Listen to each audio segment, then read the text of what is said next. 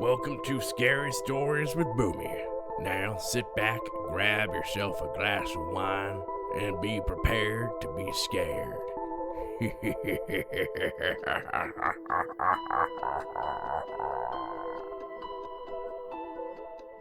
Hello, my friends. Boomy here once again with the Boomy Scary Stories with you. Oh, that's right, my friends. How's everyone doing today?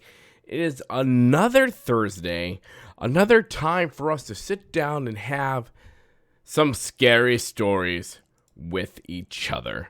That is correct. Now, I do have a story picked out for today. I do. I definitely do.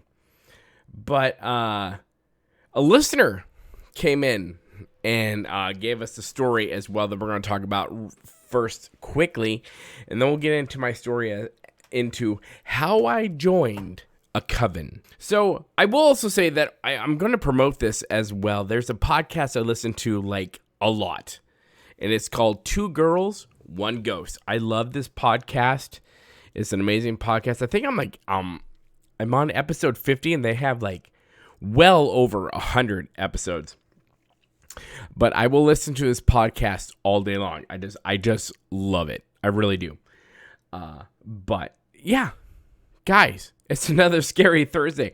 Now, I do have lined up to play Amnesia: The Dark Descent for our scary times. I'm not sure when this video will release. I still need to play it. I had to make sure everything worked on my computer because sadly, The Quarry did not. A great game for everything I saw of it, and I played a little bit of it, but my computer is like 5 years old, and it was not doing it. But Amnesia: Dark Descent, I did test it out, and it is actually working. So that is a game we will be playing. I'm not sure if I'll upload it on Thursdays.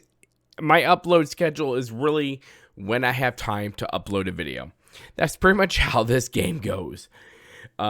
But it is what it is. So what scary things have happened to you guys? Like I said, put your comments in the comment section below, or email me, theboomyshow@gmail.com. Your ghost stories, what has happened to you, your experiences. Don't worry, if you want it to be anonymous, it will. I'm good like that. Don't worry. But this comes in from one of the listeners. It says, I don't often remember my dreams, but I have the impression that I usually dream of situations that do not include other people or entities. The only dream that I recall at the moment was from about 10 weeks ago. I was at Stephen King's house. That's an interesting thing. I can just imagine what Stephen King's house looks like. It's probably not at all what we are envisioning in our head. But it's probably like kitty cats and like Umbridge's office, right? Kitty cats, pinks everywhere. It's probably nice and light outside of it and all the other things from The Shining. But yeah, he was at Stephen King's house and he decided to kill himself. He said, my brother called and left a message wishing me a happy birthday. My grief knowing that he would not know that I heard his message woke me up. That is a freak. That's a freaky dream. I don't have dreams like that. That's for sure. Dreams like, yeah, I've never had a dream like that. That's kind of freaky. When I first read that, I'm like, oh my gosh. Wow, dude, what's up with that dream? And why are we dreaming about Stephen King's house? Like, I will be honest. I am not a big horror person at all, or gory person. I don't like that stuff. I'm good. I'm more of like spiritual movies, spiritual warfare, and all that jazz. But I don't mean The Shining. Here's Johnny. I mean, The Shining is pretty good. But I'm not really into the horror stuff. But that's a freaky dream, dude. I would love to know more. If you have more, send it my way. Okay. So, how did Boomy join a coven? Well, that's an interesting story in itself. So, I had friends back in college who somewhat knew my story about when I was 10 years old, levitated off my bed, yada, yada, yada. Ever since, that point in time, I was able to, see energies, commune with different energies, and commune with different parts of the aspects and all that jazz, the ancients and everything. I'm literally giving you a watered down version of this before y'all think I'm truly insane, because I'm crazy, but I'm not insane. So I had friends who knew this. And before, like, my friend Magic Matt and I don't honestly, I can't tell you what his actual name in real life was. Not that I would tell you, but his nickname was Magic Matt. So before Magic Matt and I founded the Society as a ghost hunting organization, we would meet with people who had issues. So my friend Sarah called me one time or texted me. This is the pioneer age of cell phones back in yonder day. And she's like, dude, you need to come down to college. I was in college. I think it was my sophomore year. She's like, you need to come down here. I'm talking to this girl named Teresa, and you really need to come down here and talk to her because she has 2 kids who are in trouble. The moment she said kids, I texted her back like, I'm there. I'll be there in about 45 minutes. Done. Got on the bus. This is before I can drive. Got on the bus and made my way to the college on my day off. No work, no school. I just went there because it's kids, right? When we're dealing with kids, it's a completely different story than if you're dealing with adults. I get it. So I get there. I'm in the quad. We're all there smoking our cigarettes and, eating curly fries and mayonnaise because that's what we did. And I met this Teresa girl, and she was telling me some of her story. So I told her, I said, listen, I don't know if it's too weird or not, but I would love to go to your house. You can tell me all the things you want, but I honestly will not know what exactly it is we're dealing with unless I'm there at ground zero. So she agreed. She's like, okay, let's go to the house. My husband's at work. Let's go to the house. And so me and Sarah went to the house. She went around and started saging all the rooms. And at that point, part of me still can't stand sage. I love sage. I grow it. But part of me is just like, God, this reminds me of freaking Thanksgiving dinner. I'm good. But she was going around saging the house because my friend Sarah was a hardcore Wiccan, and she was deep into that stuff. And I was more on the other side of things. I was more on the outside of that. I've never really practiced, but I did lean on my intuition and the abilities that I had. So we get into the house. It was a small house in California. Not too much. I think it was like 2 bedrooms. One was for the mom and dad, and one was for the kids. And she had 2, a son and daughter, Forrest and Destiny. And so we're going to that house, and I'm all, can you show me their room, please? So Teresa showed me the rooms. And there were 2 bunk beds in the room. And I'm just feeling the room. I'm feeling the energy. I'm like, something's going on. Because Teresa was talking about how like her kids were having just these horrible dreams. Dreams where a demon was trying to kill them. And I was just like, okay. So I get into the room and I'm all, okay, where is it coming from? So I'm feeling this energy in the room. And there was a bit of darkness in the room. But I sensed and I kept feeling drawn to the floor of the room.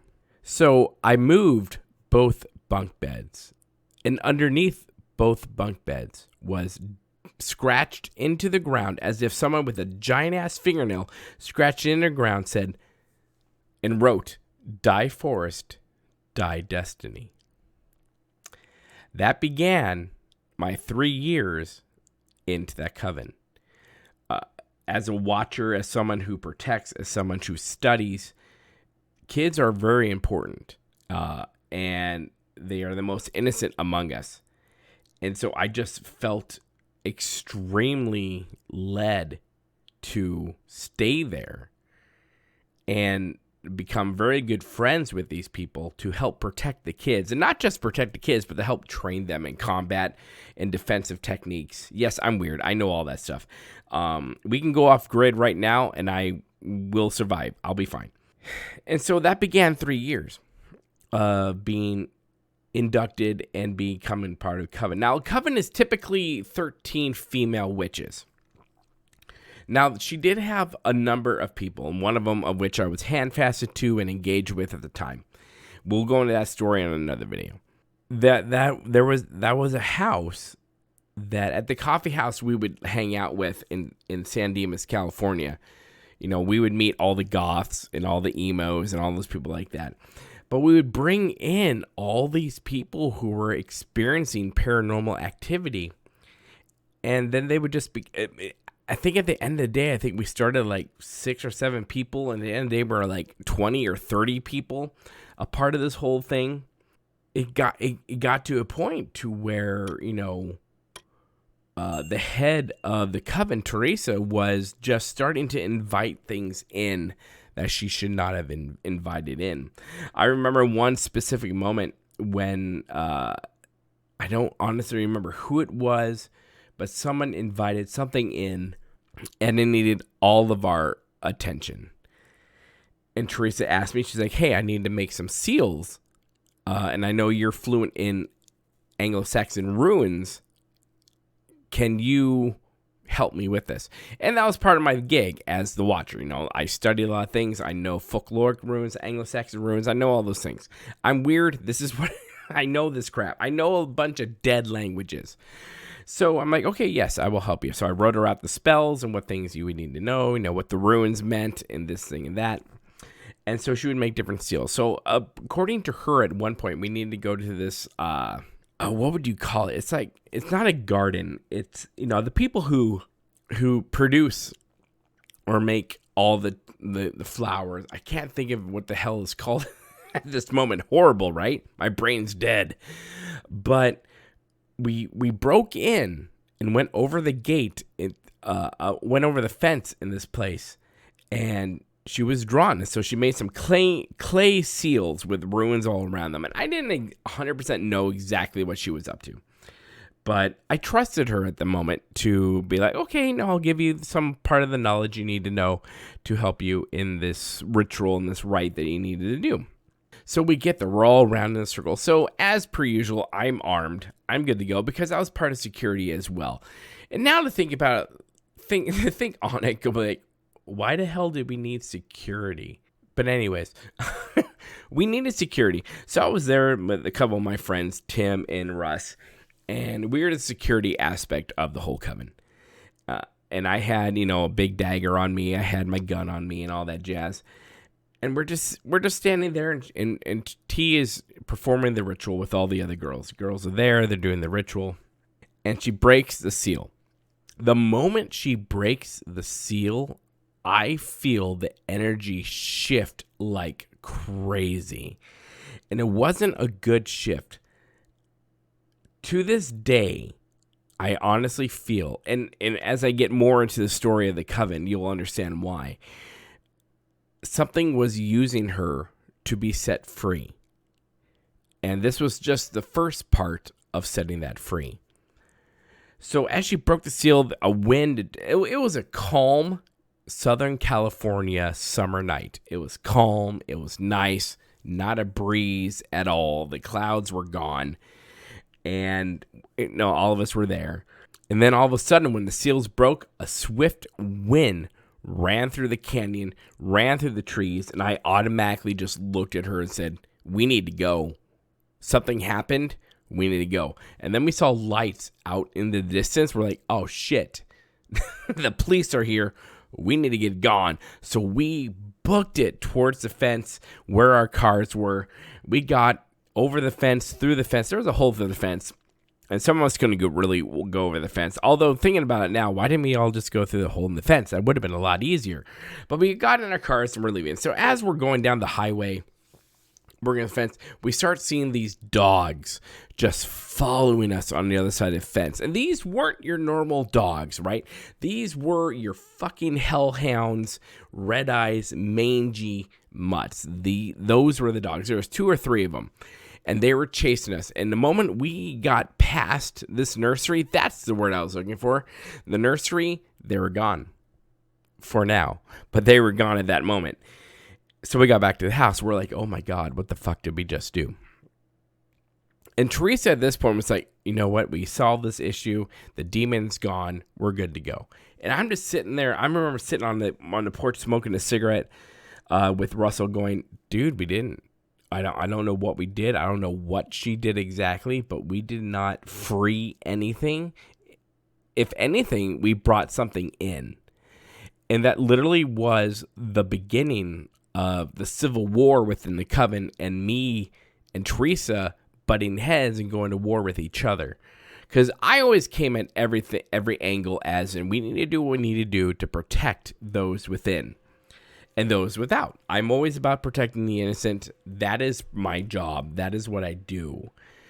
And it literally, one thing led to another, and the Coven just started splitting apart after a couple months of this happening. My friend Russ was starting to see visions, was starting to see hellhounds outside the house of Teresa's and her husband's. And he was a skeptic until one day he asked, hey, make me a believer. So I decided to take him to a place, which we'll talk about in the later video, and he became a believer. In fact, he came, I remember taking him back to the house at the Coven, and he was white as freaking snow. He could not talk for like an hour because of the crap that he saw and felt. It was crazy. But yeah, the Coven, like whatever she released, it was totally a powerful demon, and we'll get to that in just a moment. But she released it, and it took control of her. It took control of the Coven. These were not your everyday, or these weren't your well-practiced witches or Wiccans. These are people who practiced enough, but thought they had control of a power. I would always be the first to tell you, listen, the power you do not have control over it. It has control over you. And especially when you're playing with shit you should not be playing with. And that's what she was dealing with. And she did not heed any of my warnings. And if I had done it differently, I would have set safeguards in place to where she would not have succeeded. But I was young and I still had no idea what the fuck I was doing. Times were a bit different than they are today. Because of that time, the Coven did start the split. It did. There was, I broke it off with the second in command of the Coven. She and I were engaged. We hand-fasted and all that jazz. And I got kicked out of the Coven, which I'm like, really? I'm just like, okay, party out. So I got kicked out of the Coven, but I became really good friends with Teresa's sister. And so once a week at Pomona College, we would meet in their amphitheater. And they had two thrones, and obviously I've sat on a throne because it's who I am. And I sat on a throne, and her sister would come to me and tell me all the comings and goings. Because I still wanted to know what was going on with, her son, with Teresa's son and daughter, to protect him as much as I could. And I had eyes, just like I have eyes and ears everywhere.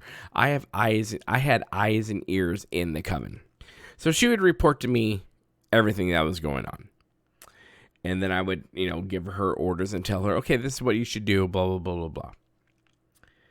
Eventually, I was run out, right? So other people were being run out of the Coven because they had a connection with me. My friend Tim said he went to the house one time, looked in the house, and he just saw this black mass with red eyes. And Tim almost was possessed, but left before that can happen. And I told him, I said, listen, you need to go back and confront it.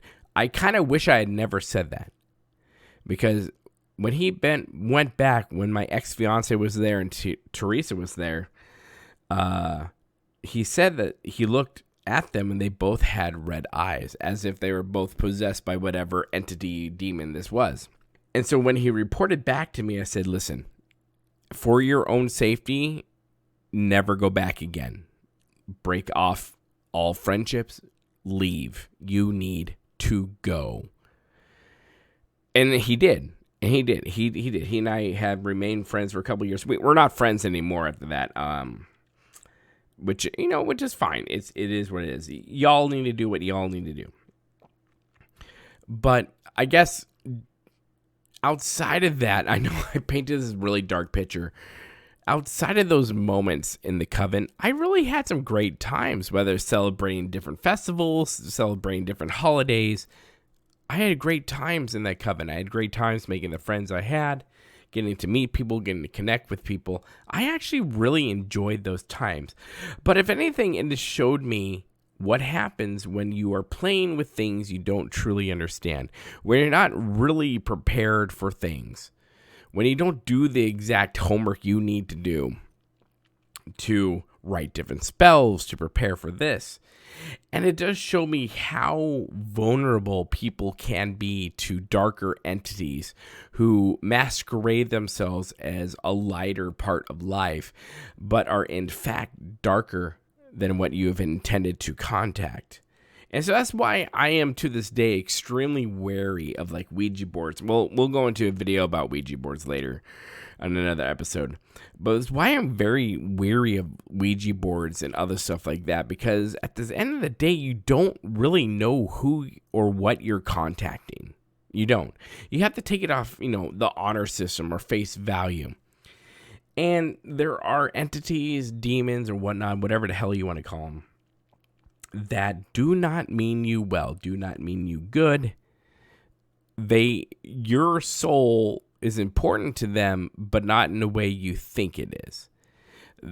Most of the time, they're not grandma or grandpa or mom and dad or sister and brother who are reaching out to you from the other side. They're there to fuck with you and to bring you down to different levels, and also those around you. Those are my experiences. And, I'm not discounting anyone's experience who had like dreams of their grandfather, dreams of their grandmother, because I've had those experiences too. And I know my grandmother had those experiences too. When my grandfather passed away, and the next day after he passed away, she had a dream where he came into their room, sat on the bed, and, patted her leg and said, "Hey, not too much longer, you'll be with me." And I think that was sweet. No, she died like 10 or 15 years later after that. But still, you know what? When you're a spirit, time is in flux. So whatever. But, I think there are times when you do, there are loved ones where you get in contact with. But I also think, we got to understand that there are darker entities out there who will masquerade as a loved one, who will mimic a loved one just to get you in a place of vulnerability. So those are things you've got to be very careful with. So those are some of my times in the Coven. This is like how Boomy got into a Coven. Fun times. Do I regret them? No, I really do not regret them. They have made me who I am today. But I will say, at the end, really, what's a Coven? Like a traditional sense of Coven is 13 female witches. Our Coven was a bit unconventional. But at the same time, it was a coven, it was a friendship, but it was a great case study as into what can easily go wrong when, different entities and different things are played with without, discretion. There you have it. There it is. Boomy's time in the Coven. Party on. So let me know in the comment section below. Make sure you email us your scary ghost stories. Have you had experiences? Don't be afraid to come out. It's okay. We don't think you're crazy, because I have had a lot of experiences as well. I look forward to reading them. Look forward to the comments in the comment section below. Look forward to the emails. Let me know what experiences y'all have. Even if it's UFO stuff, we'll touch on that stuff later, because I have some thoughts on that crap right there. Even if it's Bigfoot, I don't care. Don't be afraid. This is a safe haven for you. Anyways, hit that like button. Hit the subscribe button as well. We'd love to have you as part of the family here. My friends, will have a great day. Well, you have a great day. I will, of course, have a great day. And we'll see you later, my friends. Don't forget to stay scary, stay haunted. We'll see you later. Good day.